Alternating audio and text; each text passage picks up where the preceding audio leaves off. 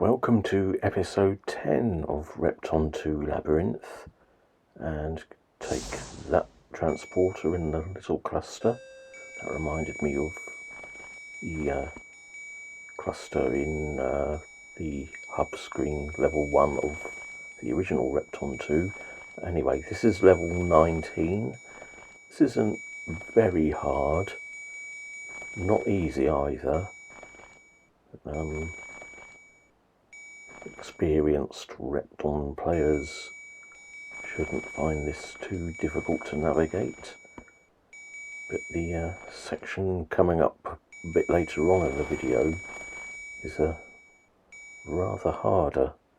I would say it's the hardest puzzle I've encountered in all of Repton.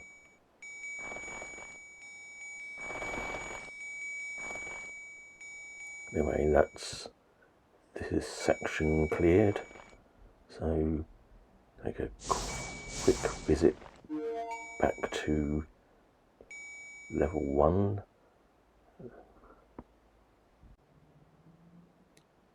But I'm now going to do the hard part of level 19. There is a teleporter out of here, but you can't leave it to last and let a rock drop down the way in, because I need to get past there to get to the final transporter out of this area. So what I had to do, basically, to work this one out, was count the number of rocks I could safely leave on the left in a triangle formation, and then work out which rocks that were left of the gap. I'll just take the transporter at a strategic moment there. So yeah, I had to work out which rocks from the left of the gap could be pushed over to the right, and in what order I would have to do that, and eventually managed to work out a way of clearing this section.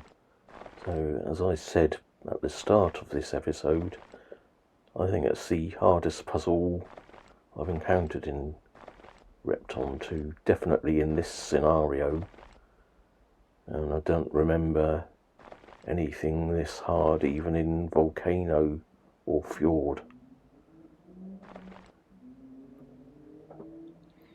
Sorry, I think there's a noisy car in the background again.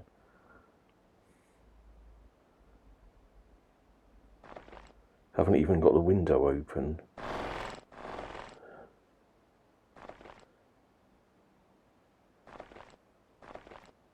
Anyway, getting there.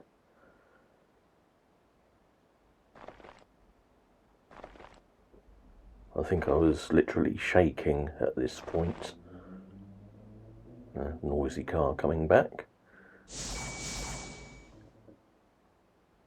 And that's that part over.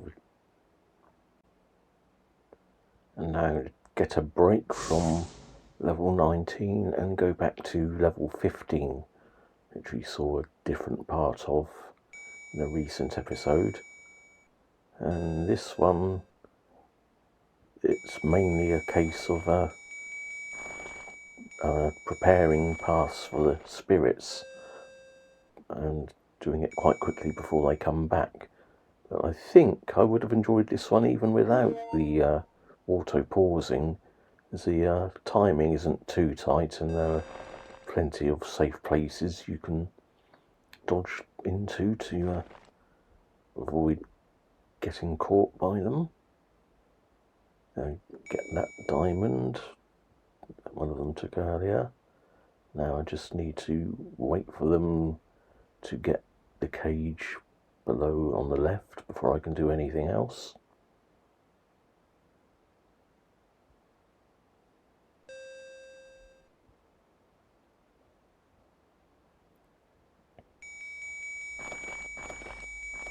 And need to be a little bit careful about making sure you can get back out of that room again. One last cage in this section, just about that time to take that last diamond too. Now I have to go in here and let the spirits come in after me once I've cleared a bit of room. So I think that's about enough room there. You don't want to risk dropping too many rocks down and blocking the entrance.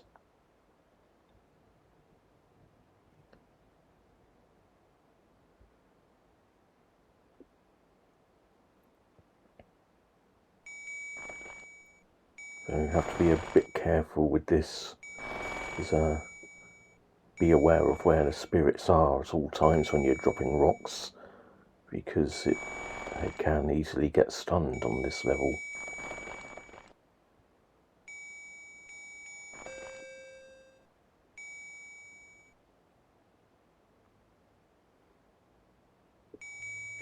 Finally follow this one through, so it's going to get its cage at the end of the corridor,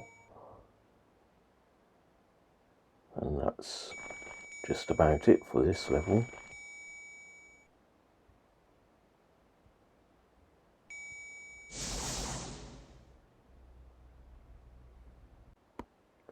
And now to finish off level 19. This is quite a tricky puzzle too, but it uses the same principle as I've already seen once or twice in this scenario. I need to make sure I leave that diamond as it is for now and keep bringing rocks down on the left side. You can do 2 at a time for the first couple of cycles because of the way they stack with one held on top of the other in that gap. But after that, I have to just do 1 at a time. And you keep going for a little while until there's no room in the bottom row and the gaps anymore. Then the last one goes there, above the gap. And because I left a diamond there, I can push the last rock on the right under the island in the middle, and then just alternate dropping rocks on the left and right. The first couple on the left need to be pushed under the island as well, and there's no space to spare on the right. This section, it's important to leave the top row of diamonds so that I can get the rock above into the right place at the top left of the pyramid.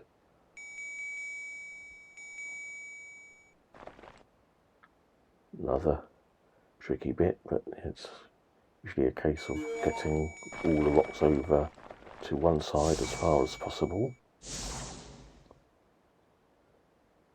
And that's it